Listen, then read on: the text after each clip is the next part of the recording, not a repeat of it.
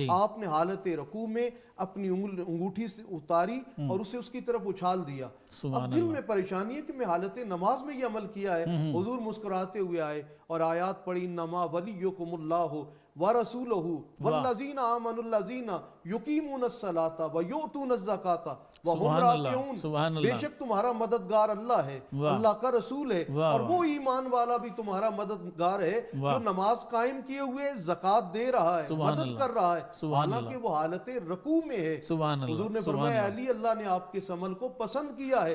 مدد مانگنے والا علی سے ولایت کے سردار سے مدد مانگ رہا ہے اور آپ حالت نماز میں دے رہے ہیں اور اللہ کی آیات اتاری جا رہی ہیں. اس کا مطلب ہے کہ صالحین کے سردار سے مانگا جائے تو بھی جائز ہے, اور اگر آصف بن برخیہ جو اللہ کے ولی ہیں ان سے پیغمبر سوال کریں تو یہ بھی جائز ہے. ماشاءاللہ. علامہ صاحب یہ بتائیے کہ کیا صالحین امت سے مدد مانگنا جائز ہے؟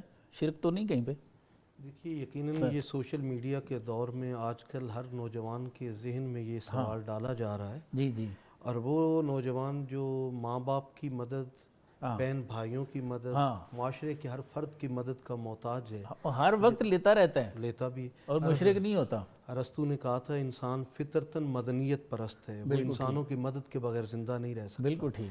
ہم جب مذاہب کی تاریخ دیکھتے ہیں تو حضرت سلمان علیہ السلام سورہ نمل قرآن حکیم فرماتا ہے جی یا ایھا المالا ایکم یاتینی سبحان اللہ سبحان اللہ, واہ واہ, کہ بھئی اے میرے درباریوں کون ہے تم میں سے جو ملکہ بلقیس کے آنے سے پہلے پہلے اس کا عرش میرے پاس لے کر آئے. سبحان اللہ. کیونکہ ہدہد نے یہ پیغام دے دیا کہ ملکہ بلقیس پوری شان و شوکت سے آپ کے پاس آ رہی ہے مکالمہ کرنے کے لیے.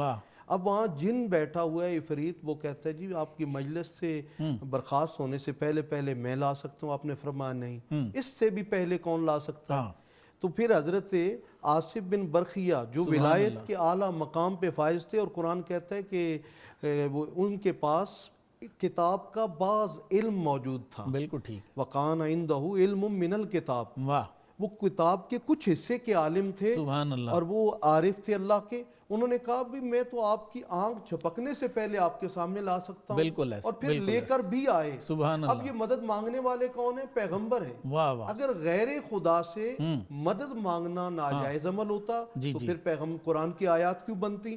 اور اگر یہ شرک ہوتا صالحین سے مدد مانگنا تو ایک نبی کیوں مانگ رہے ہیں؟ اور پھر قرآن حکیم میں ہے کہ حضرت زکریا علیہ السلام نے جب سیدہ مریم کے پاس بے موسمی پھل دیکھے تو کہا بھی یہ کہاں سے ہے؟ کہا ہوا من عند اللہ, یہ اللہ کی طرف سے آئے ہیں.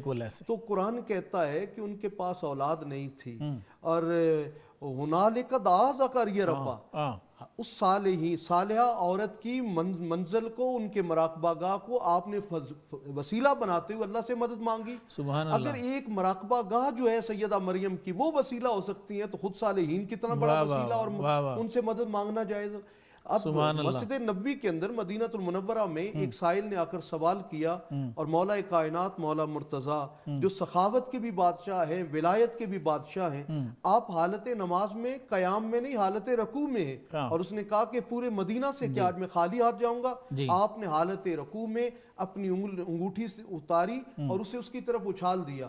اب دل میں پریشانی ہے کہ میں حالت نماز میں یہ عمل کیا ہے. حضور مسکراتے ہوئے آئے اور آیات پڑھی انما ولیکم اللہ ورسولہ والذین آمنوا الذین یقیمون الصلاۃ ویؤتون الزکاۃ وہم راکعون.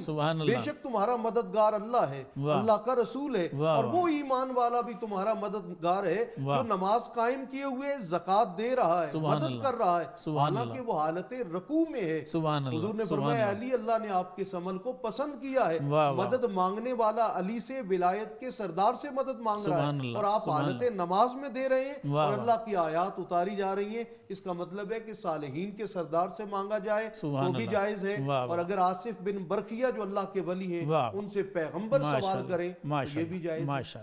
دین اسلام کے مختلف امور سے آگہی کے لیے ابھی سنو نیوز کا یوٹیوب چینل سبسکرائب کیجئے اور بیل آئیکن کا بٹن ضرور پریس کیجئے.